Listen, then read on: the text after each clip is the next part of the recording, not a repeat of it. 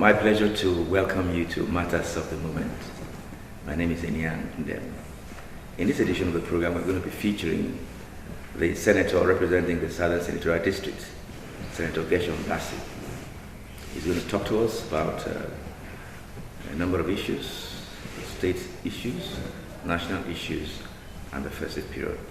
Distinguished Senator, you're most welcome to the program. Thank you. Thank you. Let me wish you all the compliments for the season, and want to find out how has it been during this festive season with your people.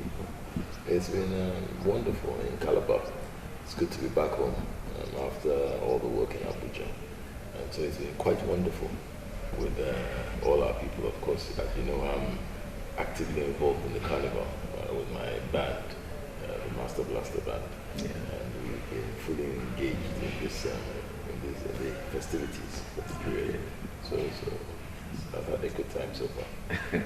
And Master Blaster came third this time. But of course, we had won 3 carnivals in a row. Yeah. So I figured that winning a 4th carnival was a bridge too far. So we're okay. We're okay with the 3rd position. And what is your take on the few innovations that the governor has brought into the festival and the carnival? Well, I think it's important to innovate because if you don't innovate, you stagnate. And when you stagnate for too long, you start to degenerate. So I'm happy that the governor has brought some new ideas to the carnival. Of course, the carnival started in the Donald Duke administration and was taken to a very high level. During the Lele Moke administration, they took it to another level. And I think what Benayade is trying to do now is to use the successes of the Lele Imoge administration in terms of carnival to use it as a springboard to go to another level. And I think it's worth, we are fully behind it. And, the bands, some bands seem to be having a lot of progress, while some bands are not, enjoying the same. Is it because of the followership, or what is really behind some bands doing better than other bands over the years? Well, I think what you will find this year is that the overall level of carnival has gone up. We've had a very good carnival. The quality has been high this year. So the bands that you think have not done well, it's in relative terms. They have actually done well, it's just that other bands have done better. Okay. So, I mean, if you take Master Blaster, for instance, I think that we have, we did some things that we didn't do last year. Okay. And, we tried to go to a higher level. But the other bands also went to, looked at what we did last year and tried to ensure that they were able to match us stride for stride, and they went to higher levels. So if you look at Passion for Seagulls, they did very well.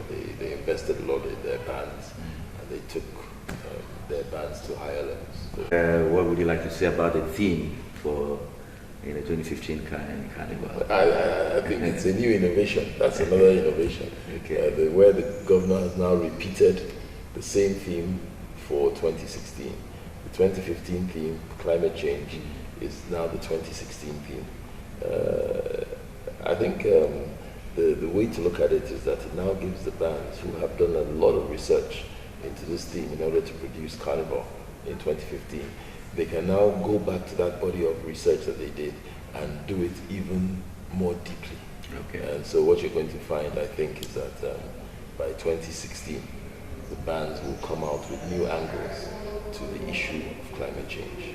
Okay. So I think we'll have a bumper. Yeah, but in all that, are we going to see the benefits of checking climate change by everybody, the government, the people, to check climate change? Well, I think the number one thing which the governor alluded to yesterday is that we must access the funds that have been set up in the Paris meeting, the accessing of those funds for the development of our people, because our people are being asked to make huge sacrifices in terms of not cutting down trees, in terms of tree planting and all. These are things that were not there 25, 30 years ago when the Western world was developing.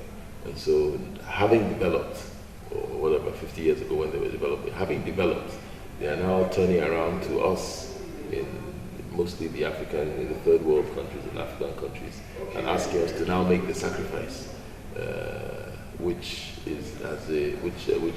has largely resulted from the industrialization. Yeah. So what I think the argument is from the developing world is, look, you've developed, you didn't have any respect for the climate or for the environment or anything. Having developed, you now want us to make sacrifices. You have to pay for it, because we too have to develop. And I think those are the issues. And of course, they have come with stringent conditions and so on and so forth to access those funds. But we need those funds in order to develop as a nation. And these are some of the issues that we can probably throw up in Canada. And the state is properly positioned to access those funds with our efforts so far, even with the theme, the carnival. Well, I know that a few years ago when there was the issue of red readiness, I think Cross River State was the only state that was ready, that we were ready for the carbon credits. For the carbon credits and so on and so forth. So the language has changed. So let's see. Okay, let's move away now from carnival and let's go to the state.